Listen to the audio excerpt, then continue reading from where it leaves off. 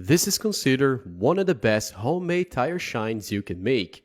Here I'm applying it to a dirty tire and look at the result.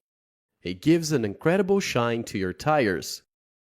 So hey everyone, making this homemade tire shine is very easy and also very economical. So in a container, let's add some glycerin first. It's a very easy to find product and also pretty cheap. You can find it at any drugstore. Here I have about 100 milliliters of glycerin. We're gonna use half of that.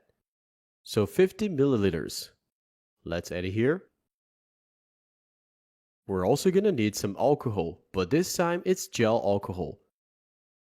We're gonna add the same amount as the glycerin, 50 milliliters. And to finish, we're gonna add liquid dye. I'm using this brand, but feel free to use whatever you prefer.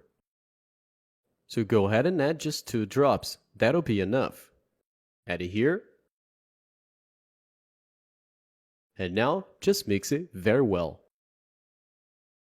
And check it out, it's already starting to come together. It's really nice and you can make a lot with this recipe.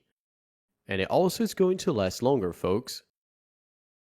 After mixing well, it will be ready. Now let me show you guys how to apply it. It's actually pretty simple. You can use a painting brush or, if you prefer, you can also use a sponge. And look at the amazing shine it gives to the tire. And as you can see here, folks, I'm applying it to a dirty one. And even so, it's going to be just perfect. It's a completely homemade product. All the ingredients are very inexpensive and also pretty easy to find. And it's way better than products we buy at stores, folks, because the one we just made is in gel form. That's why it will adhere much better to the tire. Let me also show you guys the application on an even dirtier tire now. And you can see how amazing it still looks.